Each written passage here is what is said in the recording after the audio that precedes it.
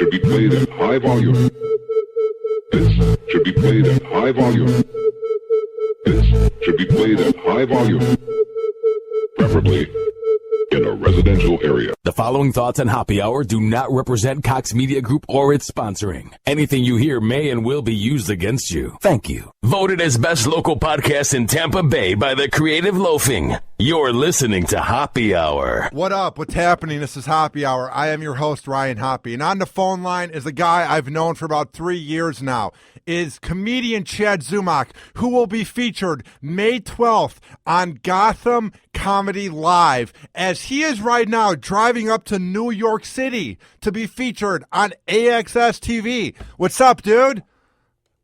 Hello, Ryan Hoppe Hour. Now, did you, let me get this straight. It's called Hoppe Hour. Yes. So you changed happy to hoppy. Yeah. Am I get? Yeah. Oh, you're like Weird Al Yankovic. You got your own twist on things. Get it? I took the A and the Y out, and then I put O and E, so then it's Hoppe Hour. Get it? Like, you know how happy hour is at 5 p.m.? Well, it's about me for an hour. Get it? I get it. Branding. You're doing it. And some people might say in Cleveland that it gets 70 downloads, which is very off. But whatever, man. You know what I mean? Like, any exposure for the show, I'll take, you know? No, dude, I see on Facebook all the guests you book. It's unbelievable. You should be producing a show somewhere. I mean, you got Jim Norton. You get all these great comics there. I mean, you're doing a great job, man. I appreciate it, dude. And what I like about you is you've always been in comedy, so I'm not going to use the word comeback. I'll use the word reinvent. It seems like you're beginning to reinvent yourself. Can I agree with that? Well, I've changed. I guess you want to call it reinvent. I've changed.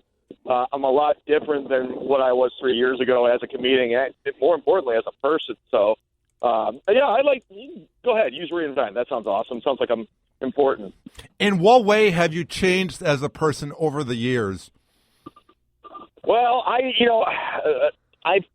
went through a lot of trauma with my life, and I'll talk to you about it because I'm sure there's some Cleveland people that want to, might be interested. I don't know. Yeah, but, maybe a few. Yeah. So, I went through a tough. I mean, it's very publicized. We've talked about it before about when I lost my afternoon job over at WMMS in Cleveland.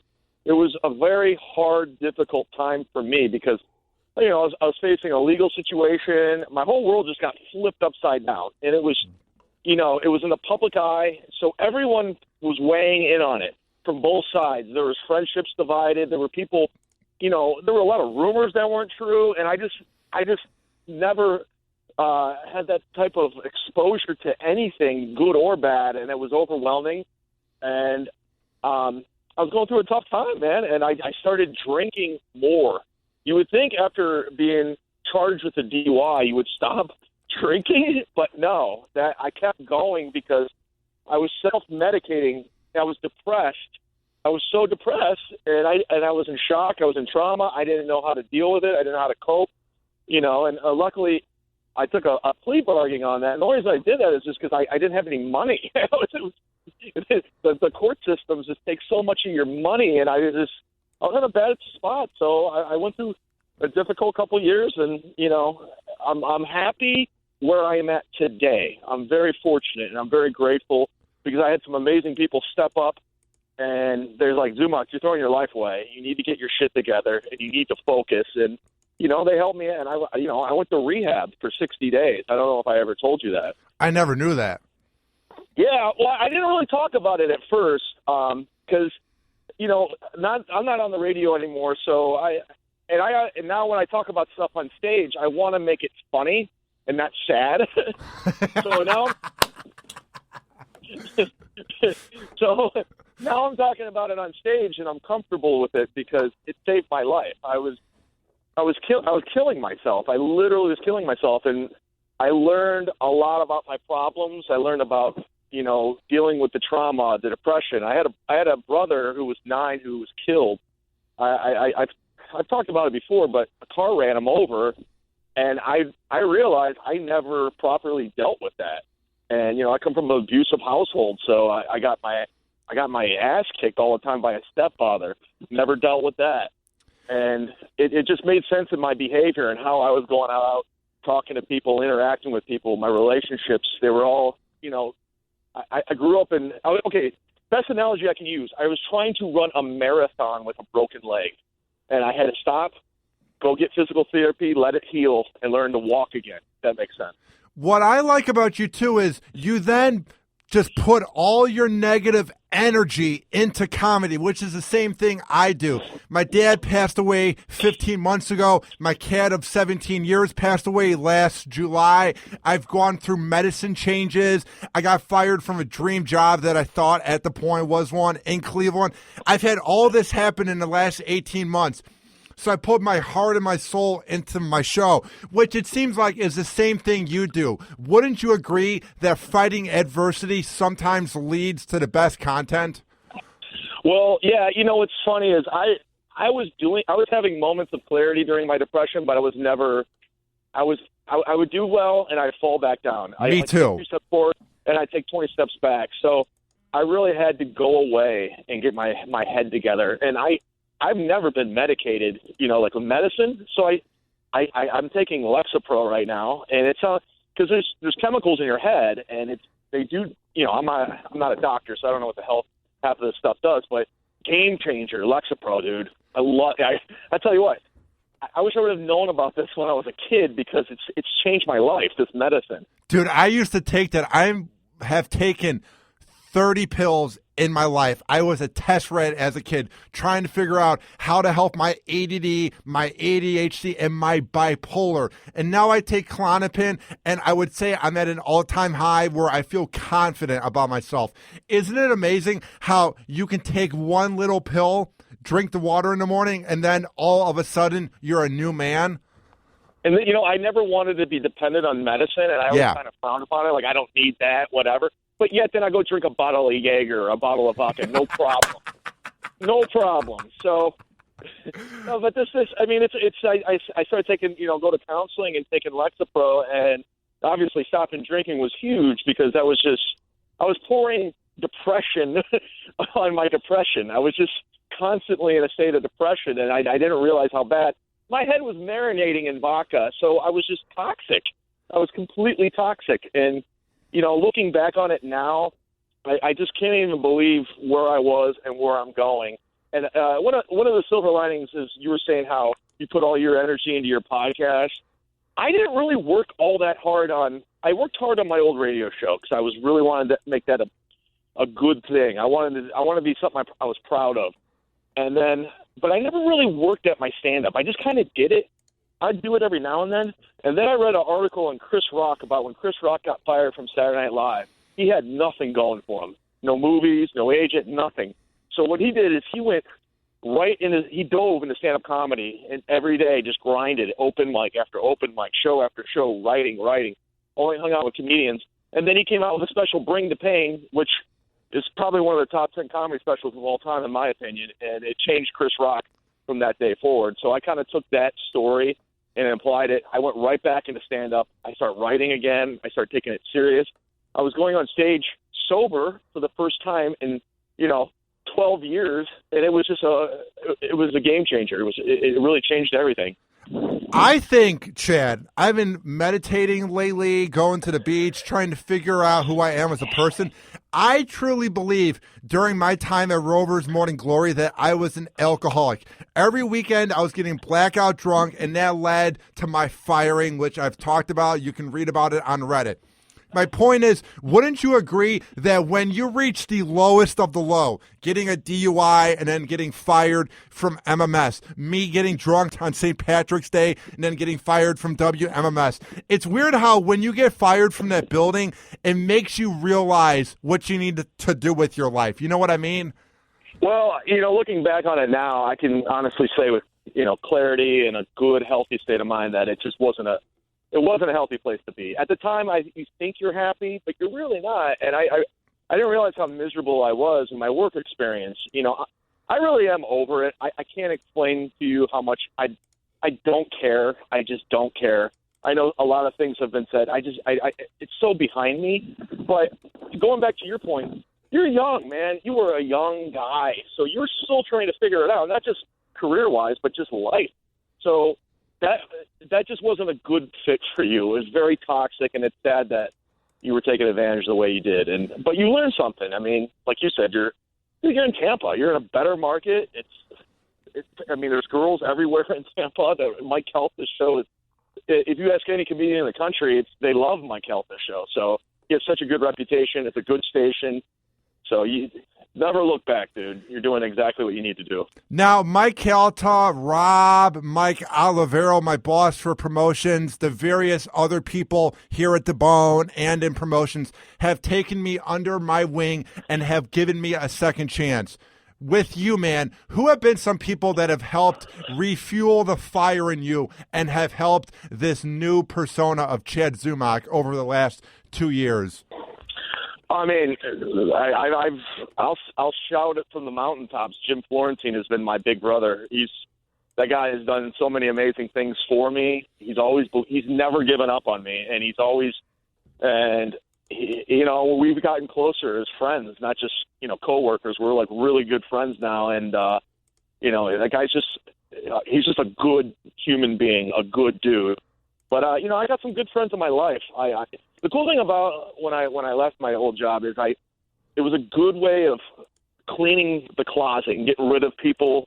I had a lot of toxic people in my life, a lot of people that didn't have my best interest in mind. I just had to start. I wiped out so many people, and I made my circle tighter.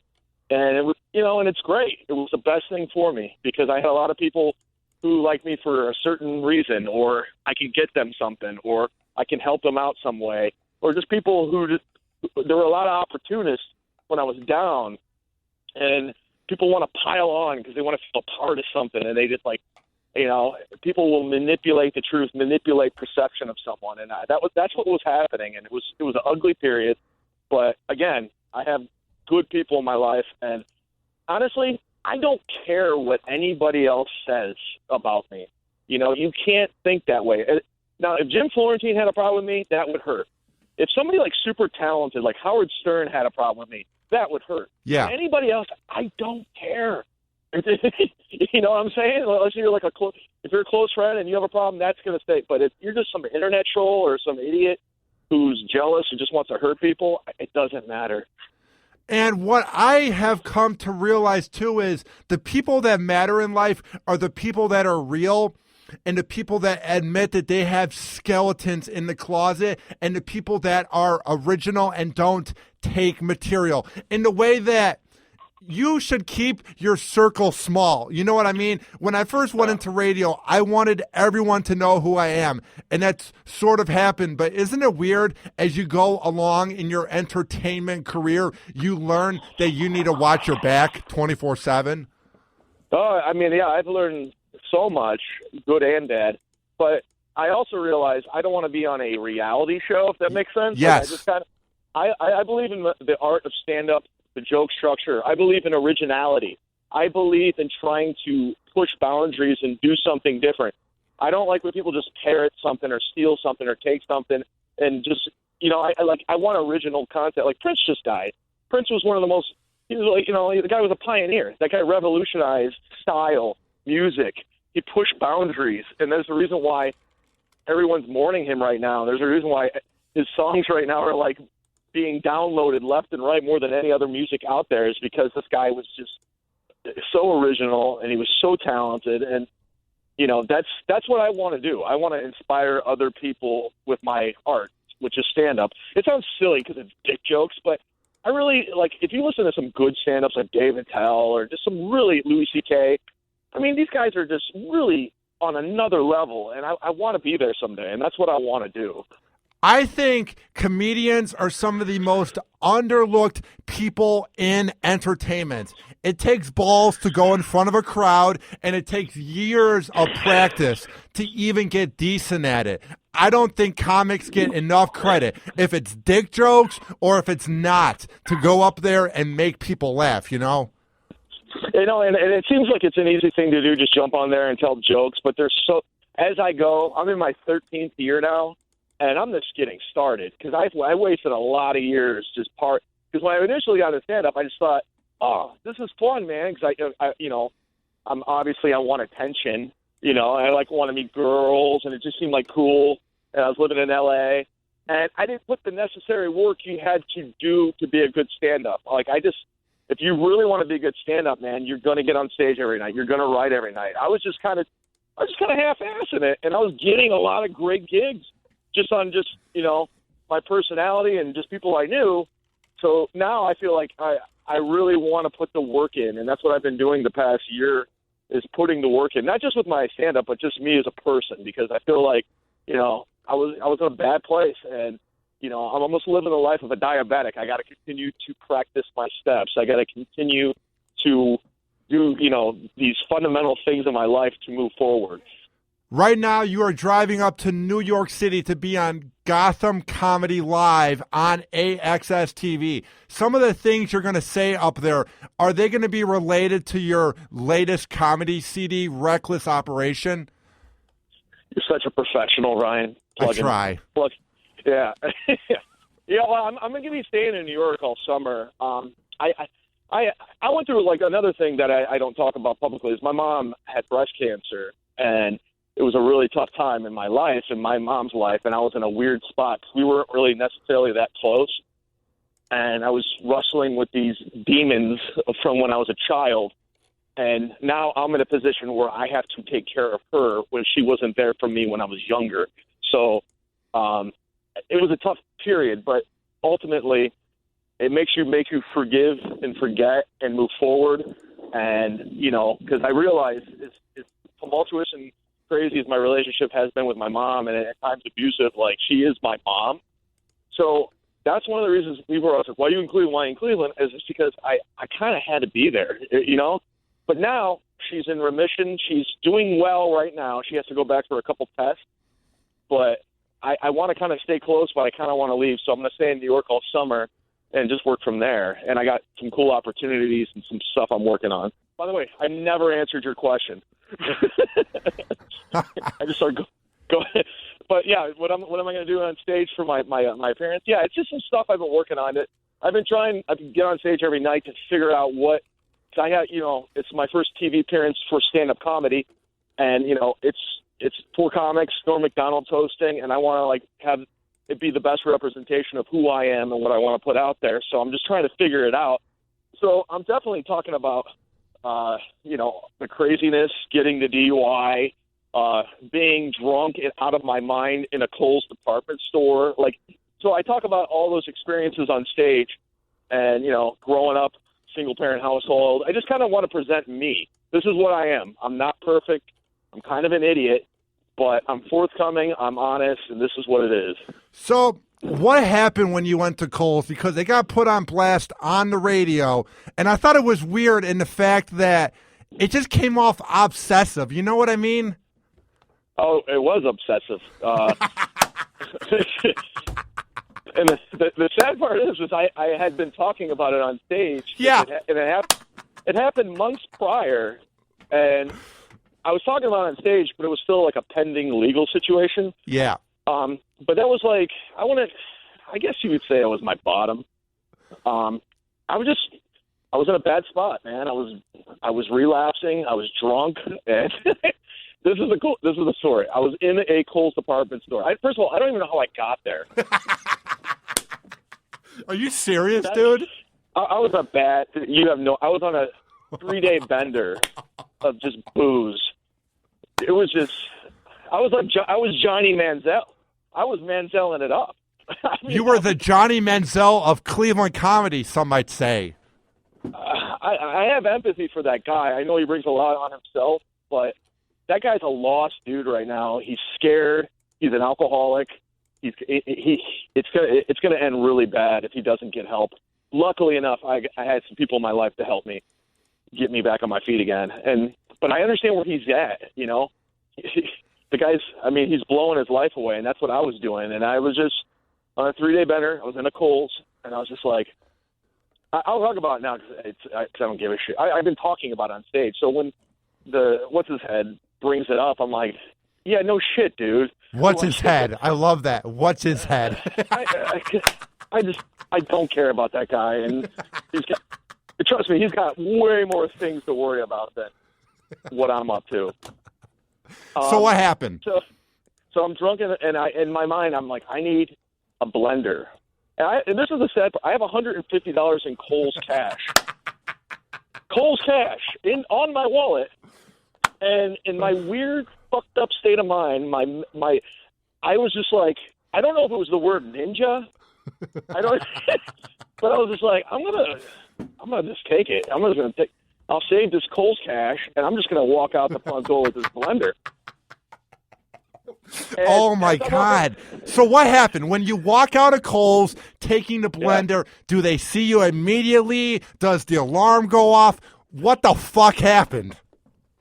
Yeah, the security. Like, I got in my car. By the way, my driving privileges were all screwed up, so that got dropped. But anyways, the Kohl's security people pulled me over with the cops in town, and they asked me. They're like, "Did you pay for that blender?" And the first thing I swear to God, I was drunk. I should have got a DUI. I was like, first of all, how'd you see me? Like, I was like amazed because I thought I was like being sneaky. I thought I was like, I didn't care I was in trouble. I was just like, how did you see? I thought I was being slick. And this is the best part. After all this happened, the next day I woke up. And the cop was really cool because he knew me from the radio, and he was really cool and support. He knew I was in a bad place. I woke up the next day, and you ever just get drunk and you wake up and you try to piece things together? Like, I was trying to, like, did that really happen? Yes, every weekend in Cleveland. Yeah, so I go down to the kitchen, and I already own a Ninja blender. I own a Ninja blender. I use the NutriBullet because it's a better blender, in my opinion. But I own it. But for some reason, I felt like I needed a Ninja blender. I don't understand. Like, that's how fucked up I was.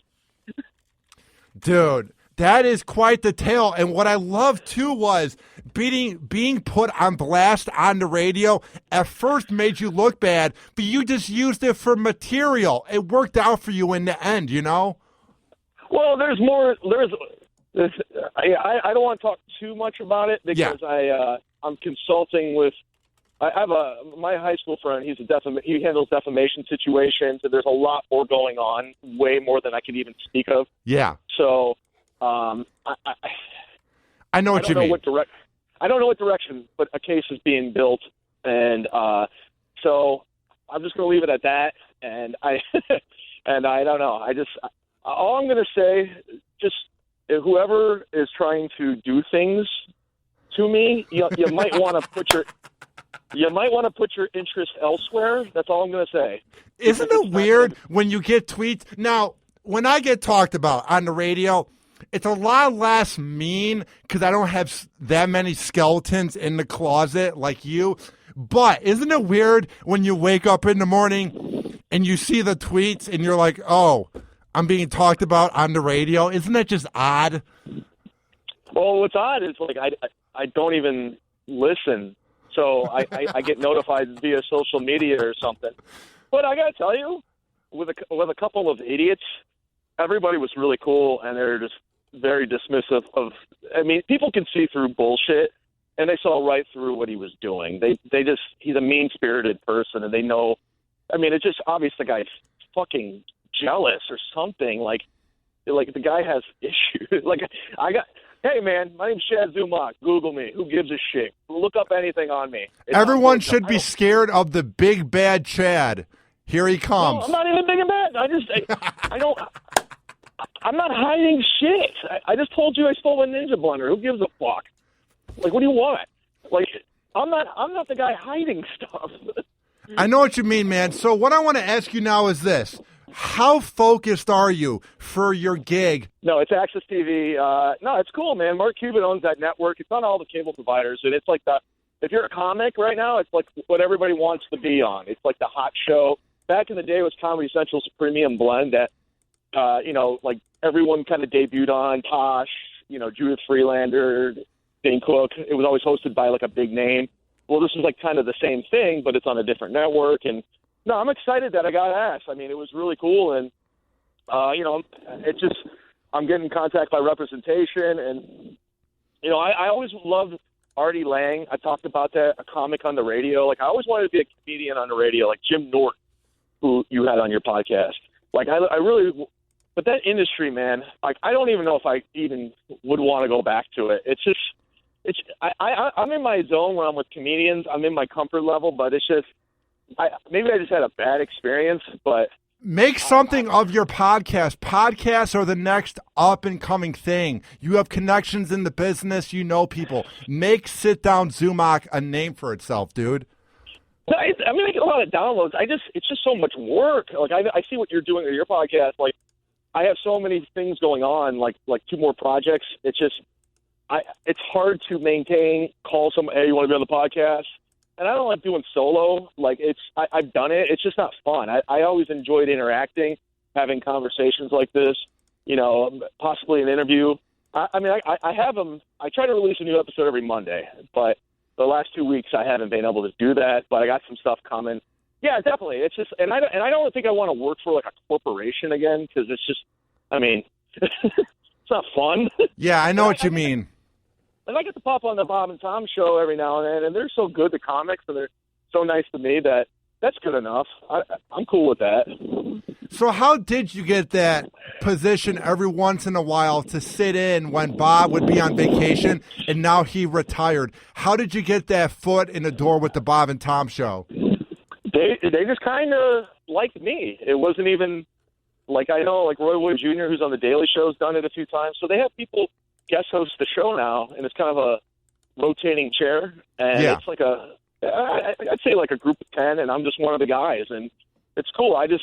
They're so good. They've been around forever, and they've done everything. They've achieved everything. They could retire happily right now, but Tom just loves radio, and he loves doing that. So, and they're just good people, man, and they treat comics so well. There's so many, like, that's what gives me hope in radio, is like shows like Bob and Tom, shows like Wheeze, who you had on the podcast. Kelta. Mike Kelta. That's what gives me hope. Ron Bennington, I'm going on his show this week. You are? You going on Bennington? Yeah. Good job, dude. Yeah, I'm pumped about that. He's awesome. If you ever hear those Unmasked he does, those interviews, he's the best. Him and Stern are the best interviewers out there. They're amazing. They're Dude, so good. I'm pumped for you, man. How in the zone are you to go on Bennington? I'm also doing your boy Eric Nagel's podcast the day after or radio show the day after I do the Access show. Dude, Eric Nagel is one of the most humble and classiest dudes in this business, and he knows his radio, which I respect. He knows talent. Well, I mean, that whole channel, Opie and Jim, they're just great. Man, they get because there's such a love between comedians and radio, and they get it. And that, man, you know, all those guys on that station, Sam Roberts, they do a great job. I only listen to Sirius XM radio. I don't listen to terrestrial radio. Like, I listened to Mike Halta when I wrote for his roast, just to get an idea, and I really liked his vibe, and I liked how he handled himself, so I was entertained by that. But there's so many restrictions to terrestrial radio. There's so much stuff you can't do. So, like you said, podcasting and XM is what I listen to. That's because I also know all the bullshit and tricks they do in terrestrial. I can't enjoy it, if that makes sense. Now, before I let you go, why should they watch you when you'll be on AXS-TV on May 12th? Well, the cool thing is, even if you don't want to watch me, I don't give a shit because I'm going to get paid doing. So regardless, as long as the check cashes. But just because I don't know. I think if there's some little bit of validation for, you know, all those years of open mics, comedy condos, on the road, you know, getting charged with a DUI in the public eye, just getting beat up by people, being counted out when I was down. I think there's validation to me continuing forward and staying the course and not giving up. And for me, it's just a little benchmark in trying to do what I love to do, which is to entertain, write, and perform. And I hope it comes off well. You can't ask for a better host, Norm Macdonald. That's going to be awesome. I love Norm Macdonald. So I'm excited, and I hope it's good, and I hope people support it and watch it and buy my album. And, and if you don't like me, that's fine. It's more reason to watch. Just you can watch it and make fun of me. I don't care. What I love about the haters that listen is they go, oh, you fucking suck. Oh, you're a hack, whatever. But they gave you a listen. You know what I mean? Well, when I had my afternoon show, my whole thing was I wanted to be different in radio. I wanted to change radio. Like, I didn't want to go, because everyone just steals ideas and stuff like that and copies people. I wanted to be original. So a lot of people will go on air and they put on a fake persona and they'll like say things that they don't necessarily believe, but they just want people to like them. So yeah, they do it to get the reaction out of the listeners, you know? Yeah, or they want to come off a certain way. Like, I would just speak how I felt, and if I came off as a dick at times, I was being honest, because and some people respected that, some people didn't like it. I don't know, but I would challenge the host all the time because I didn't see eye to eye with him half the time. I'm not going to pretend. You know what I'm saying? I'm not going to I'm not going to kiss his ass for the ego.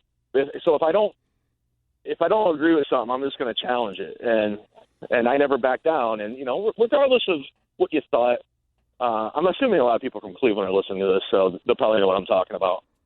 But I just try to be real. Now, if people from Tampa Bay, where I get listens, are listening to, or in Toronto, Grand Rapids, etc., if they are listening to this interview and they want to know more about you and where they can find your work, where is that possible, Chad Zumock?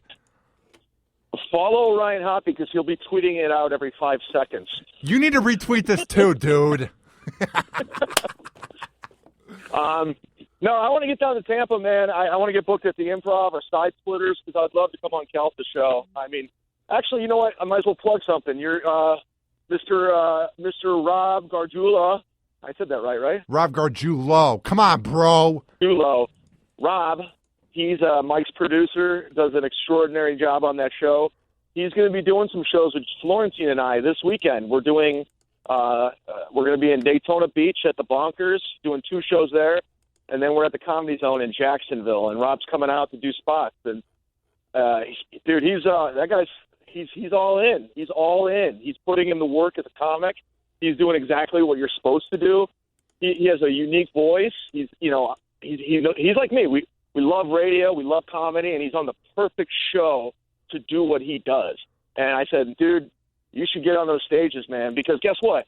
I've never been unemployed. You'll always have a job if you're in comedy, you know? Damn right, man. Well, Chad, keep up the good work. Let's make sure that 2016 is the year you don't get unemployed, and let's see this be the year that you explode. Well, the same with you, Ryan. Say the chorus, and I swear to God, there's got to be a morning show you can produce out there because the level of guests that you give for your podcast it's ridiculous. I mean, you do a great job, man, and I don't understand why you're not producing a morning show somewhere. I say the chorus, I think something will happen. Please don't flatter my ego too much, Chad. Come on. Yeah. You're doing good, man. And, again, don't let negative people try to bring you down, brother. There's not enough time in a day to let negative people bring you down for their own material. You know what I mean, Jelly Bean? Ew, don't ever say that again. That's disgusting. Keep up the good work, Chad. Keep taking your medicine. Stay happy. See ya. And that was comedian Chad Zumock as he called into Hoppe Hour to talk about his appearance coming up May 12th on AXS-TV. Now, if you're a fan of Chad or the previous show I worked on, or if you want to know more about Hoppe Hour, it's not hard. It's not rocket science. Go to the app shop for Google Play and the iPhone. Search up Hoppe Radio, Hoppe Radio. You can hear all 130 interviews I've done since July, including Nick DiPaolo, Jim Norton, Bobby Slayton, Eric Nagel, and 126 others. And when I do rants live, you can chat me. Also, go to my website, RyanHoppeRadio.com. Tweet at me, at Ryan Hoppe Radio. And guess what my email is?